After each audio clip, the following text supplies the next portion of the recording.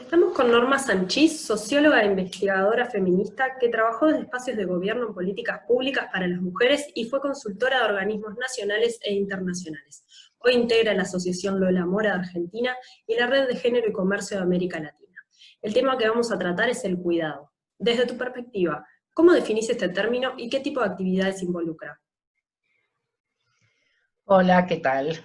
Bueno, el cuidado implica una cantidad muy grande, diversa, heterogénea, compleja de actividades distintas, que en general, para sintetizar, podríamos decir que tienen que ver con alimentar, con preservar, con procurar el bienestar de los afectos más cercanos y en general del mundo que nos rodea, ¿no?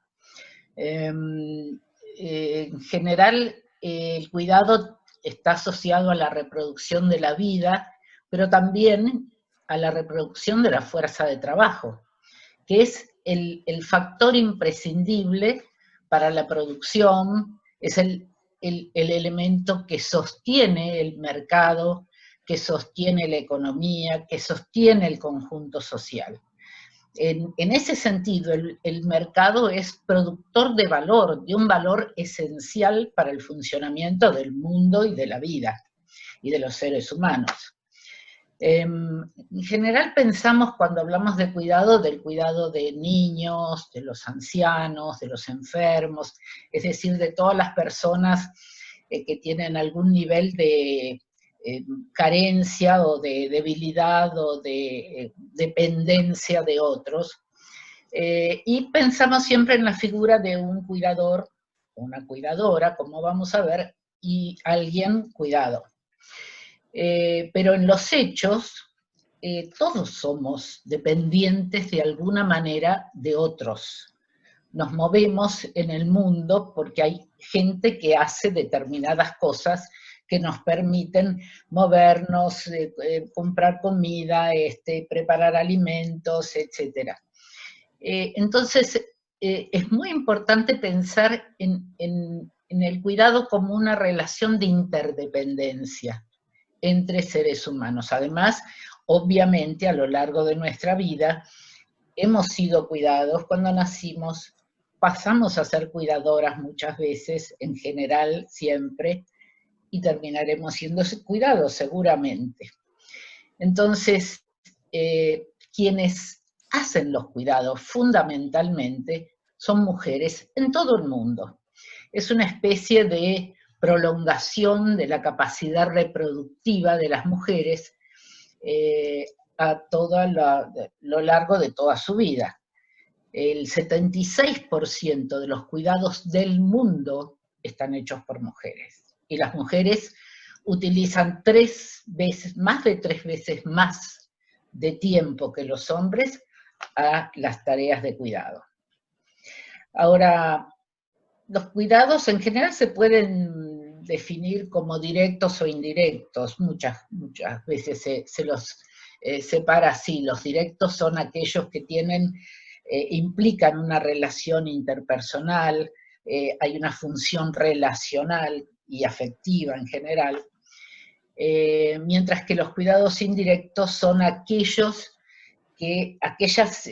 funciones o actividades que permiten los cuidados directos. Por ejemplo, cocinar, limpiar, hacer las compras, etcétera, ¿no?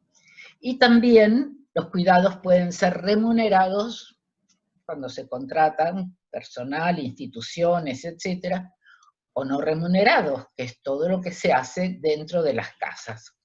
Entonces es muy importante pensar que en nuestros países, sobre todo en nuestra región de América Latina, los cuidados tienen la característica de producirse básicamente en el ámbito de las familias, de los hogares.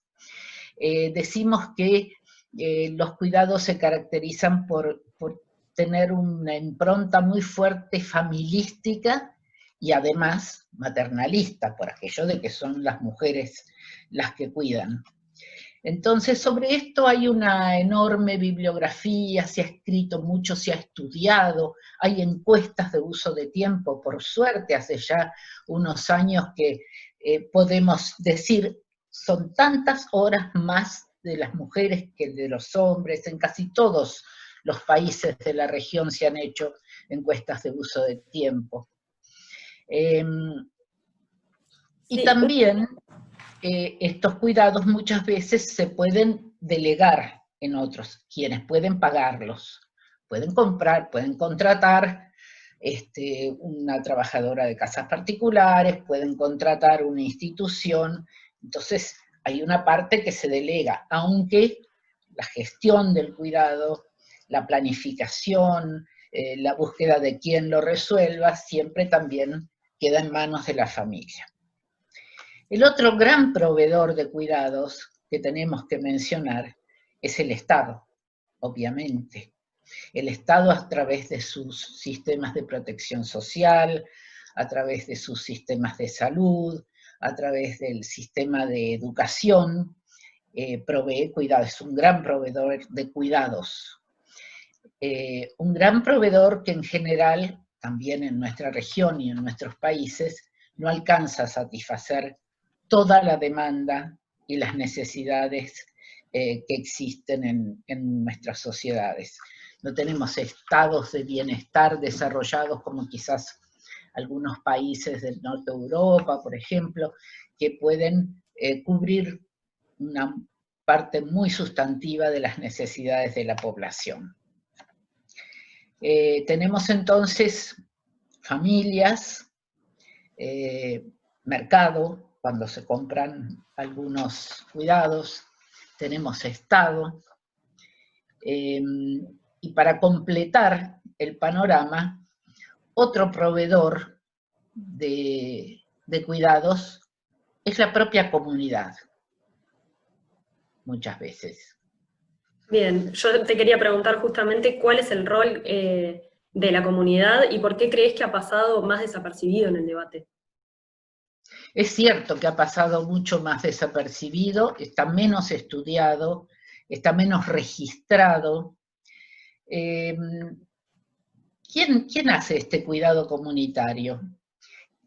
Son organizaciones sociales, hay un tejido social, un entramado que en general está en los barrios un poco soterrado, que se mueve, que provee para las necesidades de otros. Estoy hablando de los barrios más pobres, de las poblaciones más vulnerables, aquellos donde se notan más las carencias, donde hay inclusive hacinamiento, carencias edilicias, problemas habitacionales.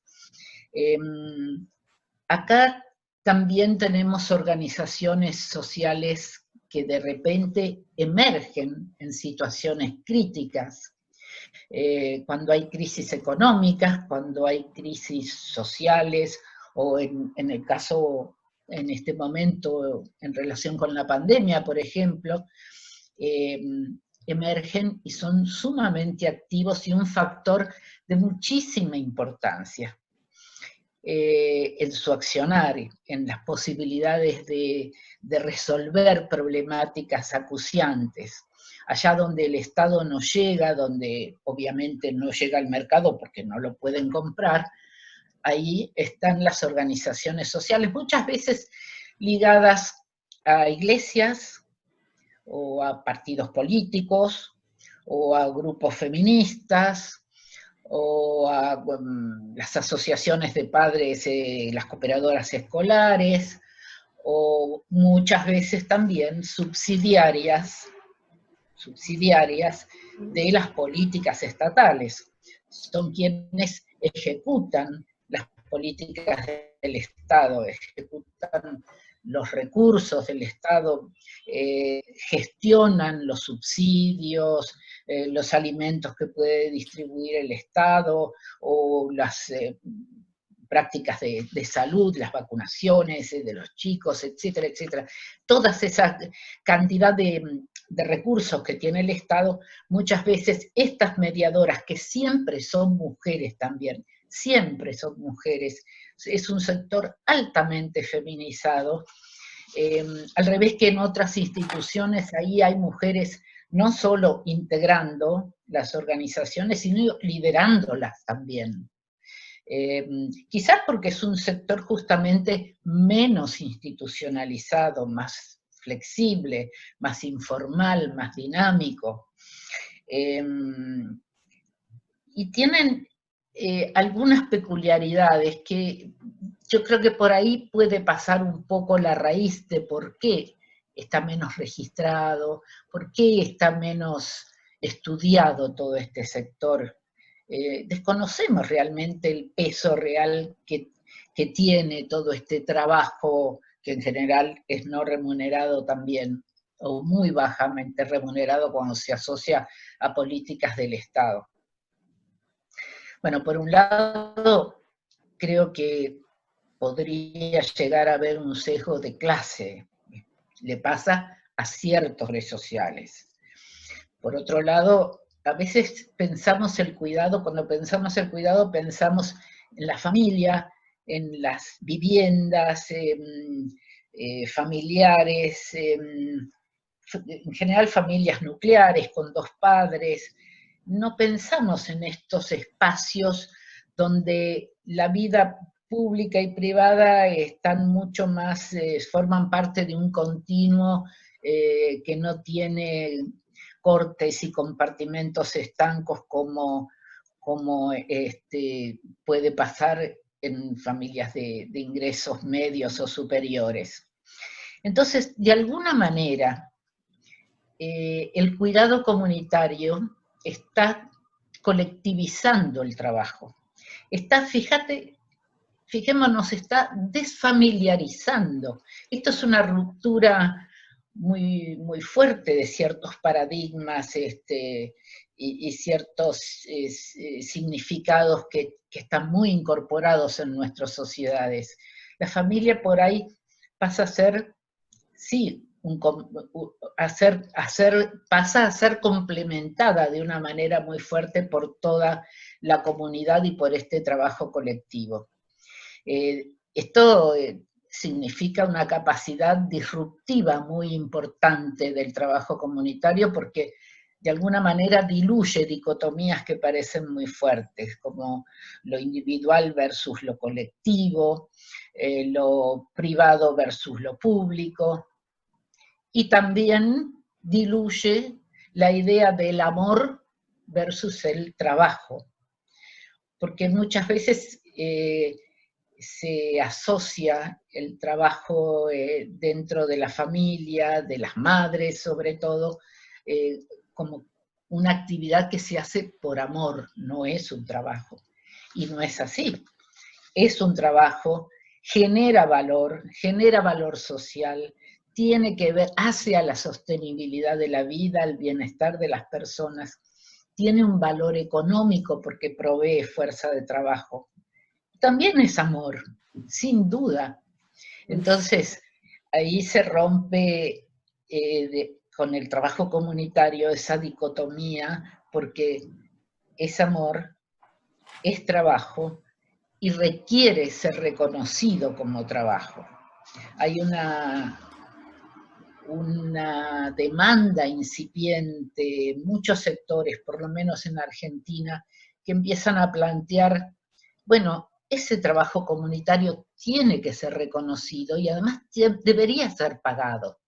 Es más, se presentó esta semana un proyecto de ley en la Cámara de Diputados que implica remunerar a las cocineras de los comedores populares, que son las que están proveyendo alimentos a muchísimas poblaciones en los barrios más pobres de la ciudad y del Gran Buenos Aires. ¿Qué menos que remunerarlas? Sí, en un momento además donde el preparar viandas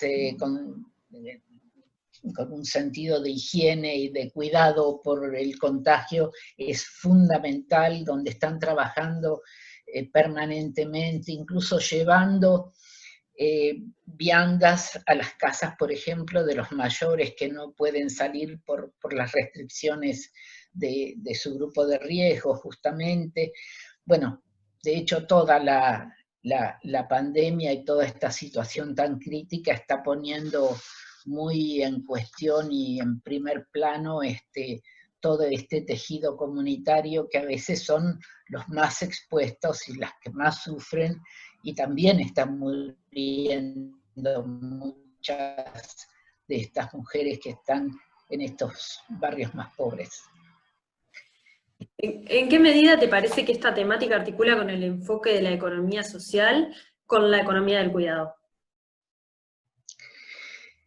Bueno, justamente tiene muchísimas notas en común, muchísimos puntos de encuentro.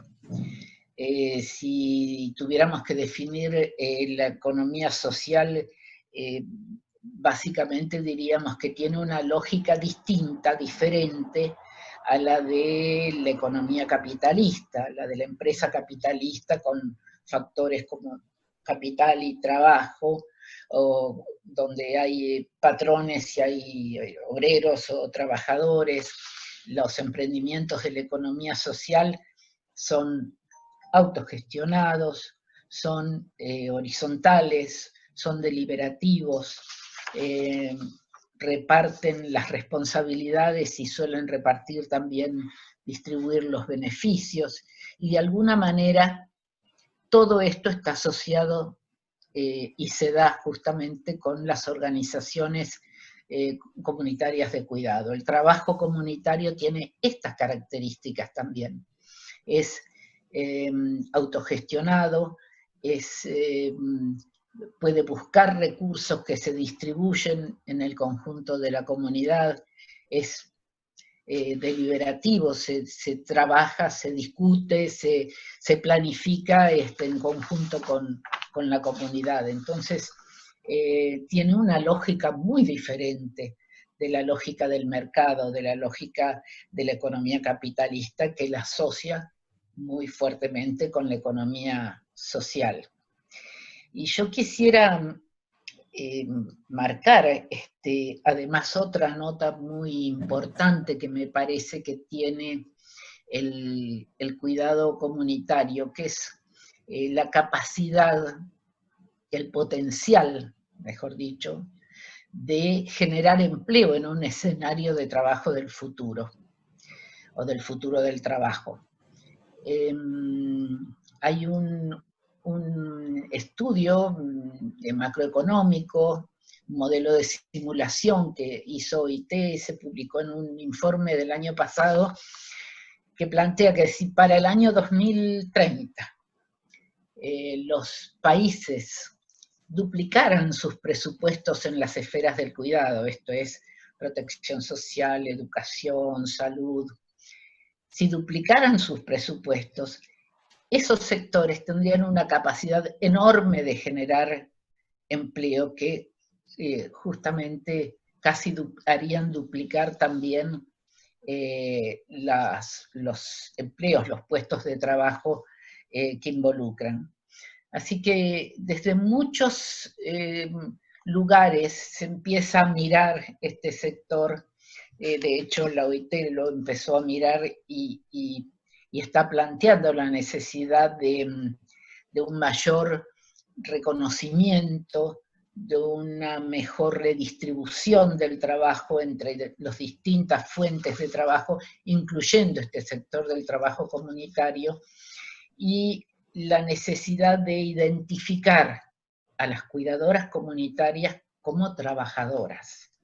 Y en ese sentido, avanza también en decir que necesitan generarse a sí mismas formas de representación. Pueden ser sindicatos, pueden ser cooperativas, pueden ser distintas instancias que les permitan llegar a tener alguna capacidad de negociación colectiva frente, por ejemplo, al Estado cuando trabajan o aportan a la implementación de las políticas y los recursos del Estado. Bien, buenísimo, Norma. Bueno, muchas gracias por tu participación. No, al contrario, es un gusto y gracias por la invitación.